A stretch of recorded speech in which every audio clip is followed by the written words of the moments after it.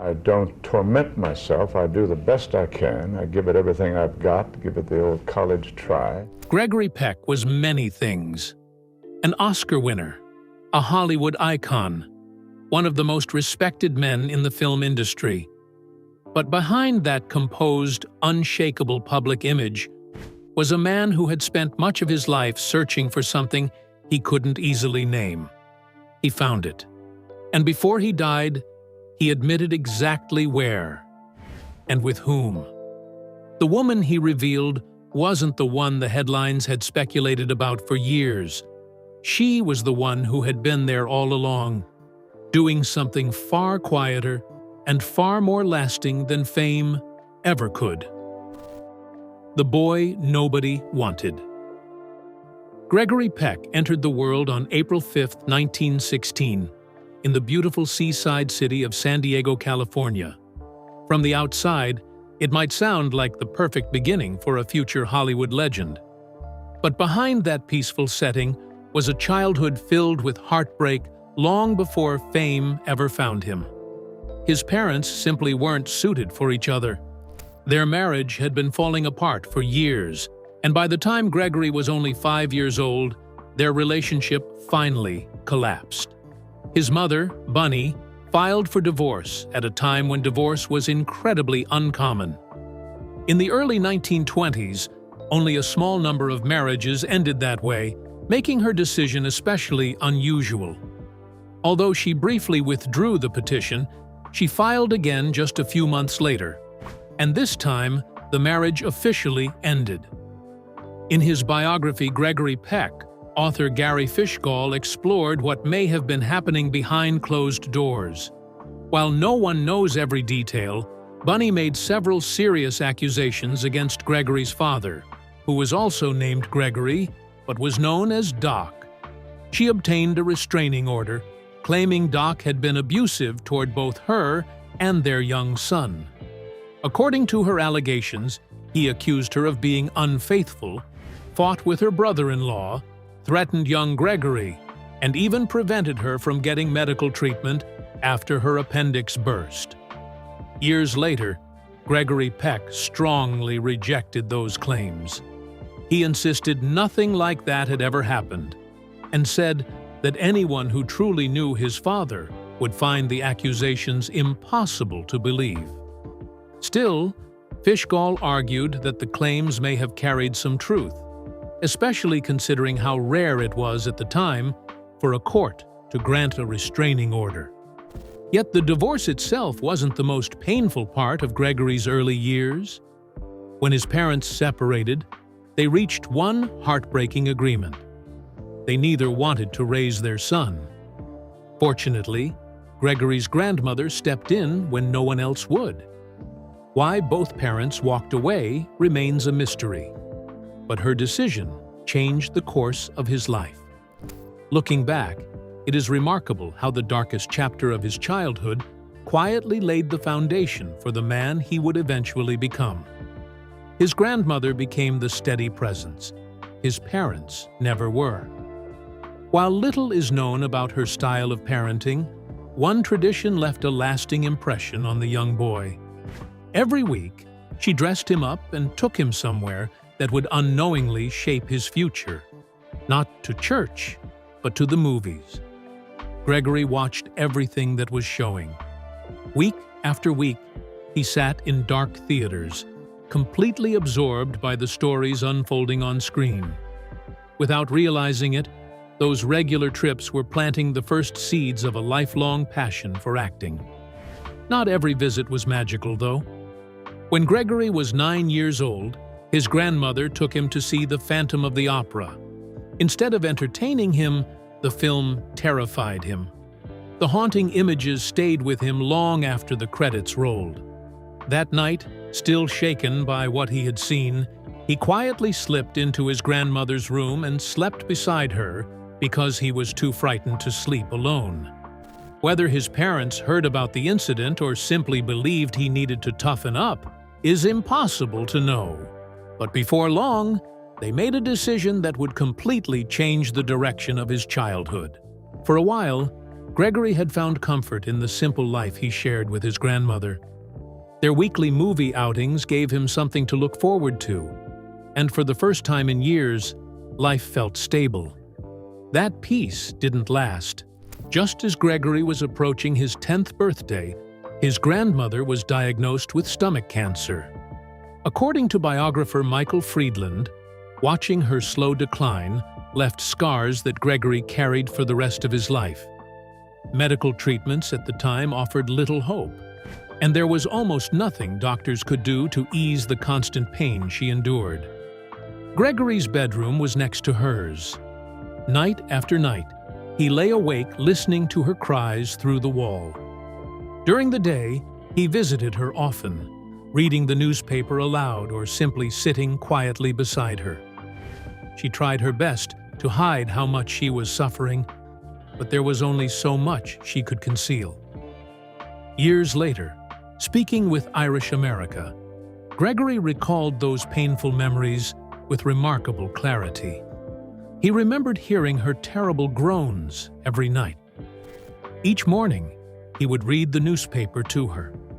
While many memories faded over the years, he never forgot her strength or the quiet courage she showed as she faced death. Even decades later, he admitted he could still hear those painful sounds in his mind. Then came another life-changing moment. His parents decided to send him away to a Catholic military academy. Gregory didn't want to leave, especially while his grandmother was so ill, but he had little choice. After giving her one final goodbye kiss, he boarded the train and left. Neither of them knew it would be the last time they ever saw each other. While Gregory was away at school, his beloved grandmother passed away. The woman who had given him love, stability, and a sense of belonging was suddenly gone.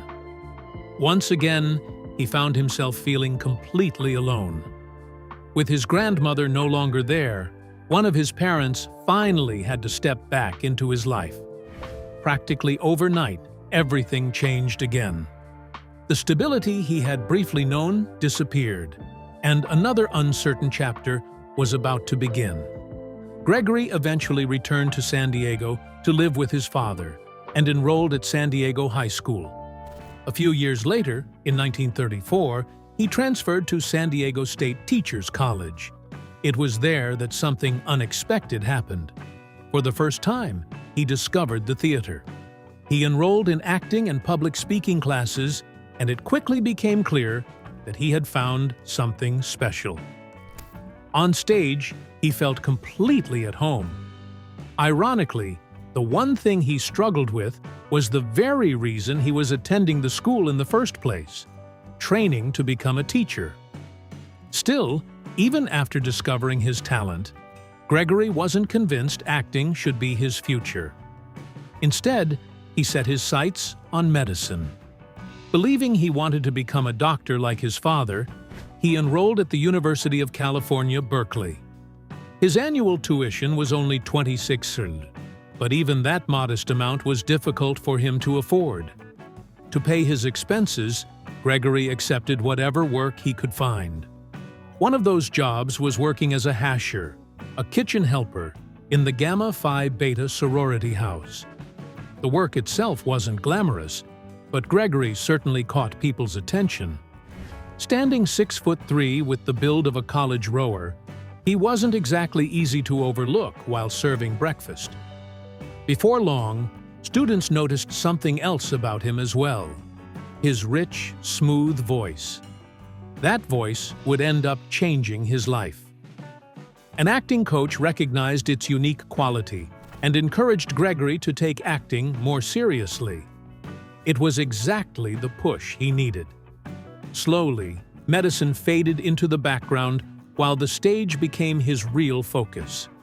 By his senior year, he had appeared in 5 theatrical productions. Looking back, Gregory often described his years at Berkeley as the happiest period of his life. It was there that he truly discovered who he wanted to become. There was just one problem. He left before earning his degree. Missing only a single required course, Gregory decided not to stay any longer. He walked away without graduating because his mind was already fixed on something much bigger: Broadway. His greatest setback became success. With dreams far larger than his bank account, Peck headed to New York City determined to become a professional actor. His first stop was the prestigious neighborhood playhouse, where he continued studying acting. But while he trained during the day, life outside the classroom was far less glamorous. Money was constantly running out. At times, Gregory became so broke that he had nowhere to sleep except Central Park. Like countless struggling actors before him, he learned just how unforgiving New York could be. To survive, he accepted one odd job after another. He worked as a barker at the 1939 World's Fair, calling out to crowds and convincing people to buy tickets. He later became a page at Rockefeller Center, giving tours there and at Radio City Music Hall while continuing to chase auditions whenever he had the chance. The breakthrough he had been waiting for finally arrived.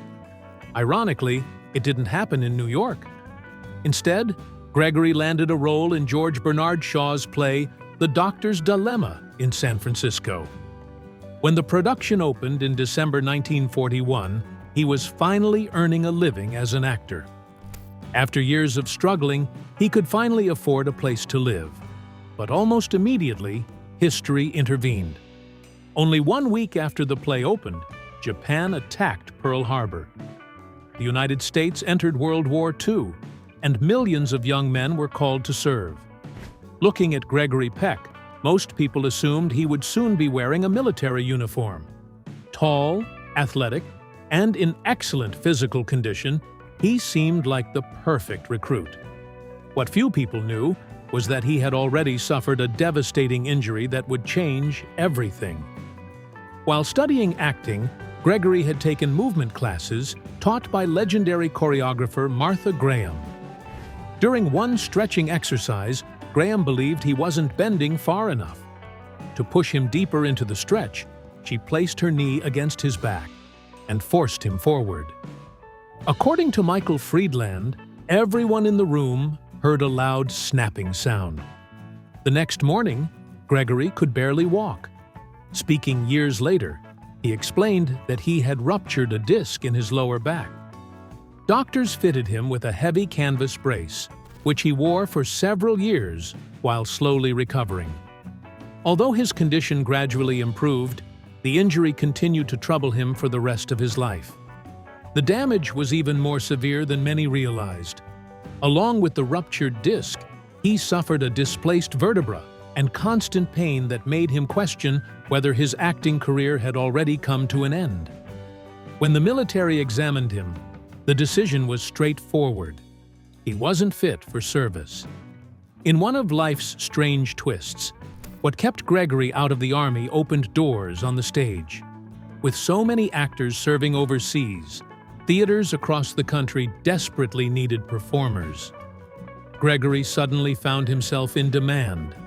During the war years, he appeared in around 50 stage productions, including 3 on Broadway. He toured extensively and performed in summer theaters, building experience at a pace that would have been nearly impossible under normal circumstances. The war was a global tragedy, but professionally it accelerated Gregory's career in ways no one could have predicted. It also changed his personal life. With so many young men overseas, Gregory had no shortage of attention. Eventually, he fell in love with Greta Kukkonen, a Finnish-born businesswoman who was 5 years older than he was. The two married in 1942 and later welcomed 3 sons. Despite Gregory's growing fame, he and Greta agreed on one important rule. They wanted their children to enjoy as normal an upbringing as possible. They regularly turned down magazine photo shoots and other publicity opportunities to keep their family life private. By all accounts, Gregory devoted himself to being a loving father. Unfortunately, the same could not be said for his marriage. As his career accelerated, the demands of Hollywood placed increasing pressure on their relationship. Greta struggled with the endless pace of his work and the sacrifices that came with his ambitions. Eventually, the strain became overwhelming. Still only 34 years old, Gregory experienced such intense stress that he believed he was having a heart attack. To cope, he relied heavily on medication and alcohol. Following one particularly painful argument, he left home and isolated himself in a small bungalow in the Mojave Desert. There, away from the noise of Hollywood, he spent an entire month reflecting on his life. By the end of that time, Gregory reached a difficult conclusion. Deep down, he knew he would never truly be happy in the marriage. Even so, he convinced himself that staying together was the right thing to do, for appearances and, more importantly, for his children. He had no way of knowing that the same shortage of men that had once influenced his personal life was about to reshape his career once again in an even bigger way. Hollywood couldn't control him. In 1944, Gregory Peck took the biggest step of his career so far. After years of building his reputation on the stage, he finally made the leap to Hollywood. His first feature film was Days of Glory. The timing was filled with irony. The story was set during World War II, yet Peck had never served in the war because of his back injury. And while his character was meant to navigate the realities of combat, Peck himself was facing a different battle. He had never acted in front of a movie camera before. Everything he knew came from the theater, where performances had to reach the back row. Film demanded something completely different. The director spent much of the production helping Peck unlearn his stage habits. Instead of projecting every emotion, he had to learn to trust the camera and let smaller, quieter moments do the work. Even so, the transition wasn't an easy one. When Days of Glory was released, critics were unimpressed. Reviews of the film were disappointing, and Peck's performance came in for particular criticism. The New York Times described his acting as stiff, making it clear that Hollywood's newest leading man still had a lot to prove. For many actors, a debut like that could have ended their momentum before it truly began. But World War II had created an unusual situation. With so many male stars serving overseas, studios desperately needed fresh faces. Despite the poor reviews, producers still believed Peck had enormous potential. That was when he made one of the smartest business decisions of his career. At the time, most actors signed long-term contracts that tied them to a single studio for years. The arrangement gave studios complete control over the roles actors accepted and the direction of their careers. Peck wanted something different. Rather than lock himself into one studio, he negotiated non-exclusive contracts with 4 different studios instead. It was an incredibly bold move, especially for someone who had only appeared in one film. The gamble paid off. Instead of waiting for a studio to tell him what role came next, Gregory Peck gained the freedom to choose projects that challenged him and showcased his range. That freedom led him to the film that truly changed everything. Later that same year, Peck starred in The Keys of the Kingdom. It wasn't an easy role by any measure. He played a Catholic priest whose life stretched across decades, requiring him to portray the character from his 20s all the way into old age. It demanded emotional depth, physical transformation, and remarkable restraint. The film itself received mixed reviews. Many critics felt it moved too slowly and relied too heavily on dialogue. Audiences didn't exactly rush to theaters either, and the movie struggled at the box office. On paper, it looked like another disappointment, but there was one major difference this time. While critics had reservations about the film, they couldn't ignore Gregory Peck's performance. His work earned widespread praise, and, more importantly, his first Academy Award nomination for Best Actor. Almost overnight, everything changed. 20th Century Fox realized they had found a genuine star. The studio immediately began building Gregory Peck's public image, introducing him as Hollywood's newest leading man. As his popularity grew, one question kept following him. Why wasn't he serving in the military? World War II was still raging, and many of Hollywood's biggest names had enlisted. Audiences naturally wanted to know why someone who looked as strong and capable as Gregory Peck remained at home. The honest answer was simple. A serious back injury had left him medically unfit for military service. The studio, however, wasn't convinced that explanation sounded heroic enough. Executives worried that admitting their rising star had been injured during dance training might damage the rugged image they were trying to create. So instead, they reshaped the story. After digging through Peck's background, they claimed his injury came from rowing, a version they believed sounded far more athletic and masculine. It was classic Hollywood publicity. The truth was quietly pushed aside in favor of a story that better fit the image the studio wanted audiences to believe. As Peck's career gathered momentum, he continued choosing projects that stretched him as an actor. In 1945, he accepted a role in Spellbound, Alfred Hitchcock's psychological thriller starring Ingrid Bergman. Working with Hitchcock should have been a dream opportunity.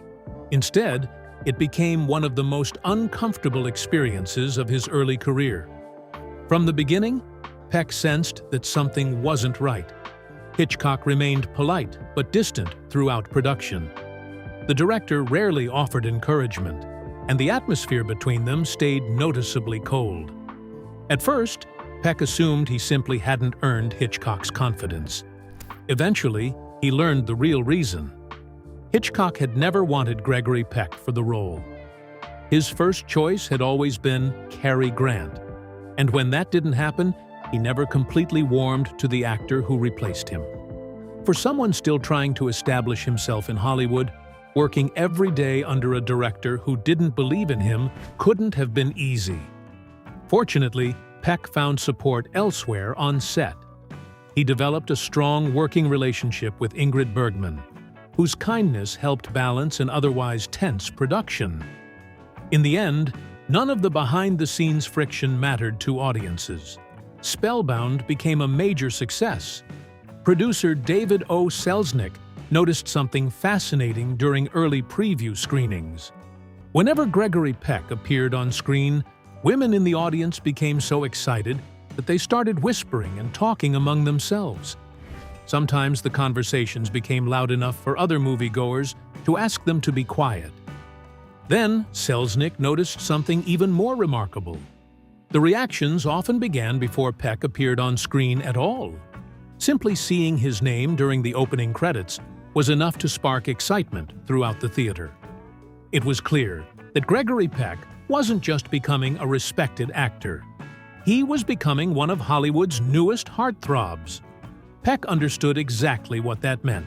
His popularity with audiences gave him even greater influence when selecting future projects, allowing him to build a career on his own terms. After appearing in the family drama The Yearling, he surprised audiences by heading in the opposite direction. In 1946, he starred in Duel in the Sun. The Western quickly earned the nickname Lust in the Dust because of its bold themes and intense romantic tension. Many critics considered the film shocking for its time, and several cities even banned it altogether. Negative publicity like that had the potential to derail an actor's career. Gregory Peck wasn't interested in playing it safe. Instead, he stepped into an even bigger controversy. After World War II, fears of communist influence spread throughout America, and Hollywood soon became one of the main targets. The House Committee on Un-American Activities launched investigations into writers, directors, and actors, creating an atmosphere of suspicion that ruined countless careers. Many people stayed silent. Gregory Peck did not. Believing the committee's actions violated the very freedoms America claimed to defend, he signed a public letter condemning its methods. It was a risky decision. Speaking out against HUAC could easily have led to professional consequences. but Peck believed some principles were more important than protecting his career. That same willingness to tackle difficult subjects carried over into his acting. In 1947, he starred in Gentleman's Agreement. The film followed a journalist who pretended to be Jewish in order to experience anti-Semitism firsthand. It challenged prejudice directly and became one of the most important social dramas of its era. Audiences embraced it. The film earned 8 Academy Award nominations, including another Best Actor nomination for Gregory Peck. Even so, Peck never allowed his personal beliefs to dictate every role he accepted. Just 2 years after publicly criticizing the anti-communist witch hunts, he portrayed a Russian gambler in the 1949 film The Great Sinner alongside Ava Gardner.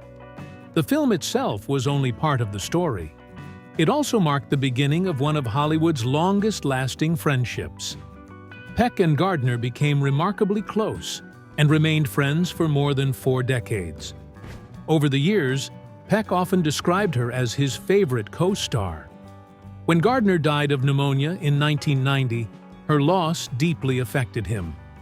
Wanting to honor their friendship, Peck took in both her beloved dog and her longtime housekeeper, making sure they were cared for after her passing. It was an unusual gesture, but one that reflected the loyalty he felt toward someone who had remained an important part of his life for so many years. The woman who changed Gregory Peck. By the early 1950s, Gregory Peck had established himself as one of Hollywood's most dependable dramatic actors.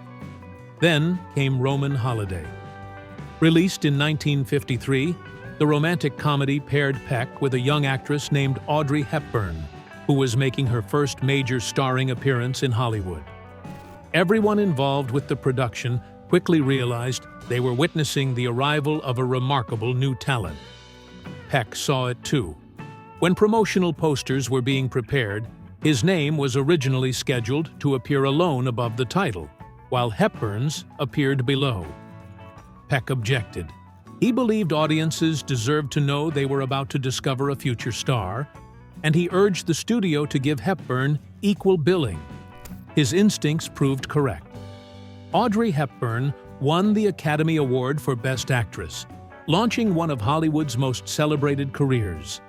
It was a generous gesture from a leading man who had nothing to gain and everything to lose by sharing the spotlight. Following Roman Holiday, Peck spent much of his time working overseas. The decision wasn't purely artistic. At the time, American tax laws encouraged many high-earning actors to work abroad for extended periods, allowing them to reduce their tax burden legally.